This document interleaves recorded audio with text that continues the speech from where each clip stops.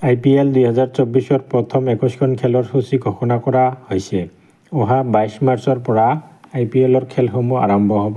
এই বৰ্ষৰ IPL-ৰ প্ৰথমখন খেল চেন্নাই ছুপাৰ কিংছ আৰু ৰয়েল চেলেঞ্জাৰ্ছ বাংগালোৰৰ মাজত অনুষ্ঠিত হ'ব। এই খেলখন চেন্নাইত অনুষ্ঠিত কৰা হৈছে।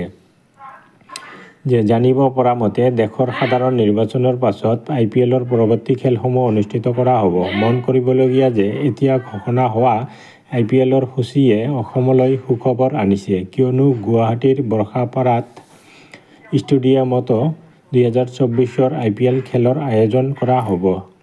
এইবাৰ গুৱাহাটীত প্ৰথমবাৰলৈ অনুষ্ঠিত হ'ব IPL-ৰ খেল। ইয়াত IPL-ৰ দুখন খেল অনুষ্ঠিত হোৱাৰ সম্ভাৱনা আছে। অৱশ্যে দ্বিতীয় পৰ্যায়ত হ'বলগীয়া খেল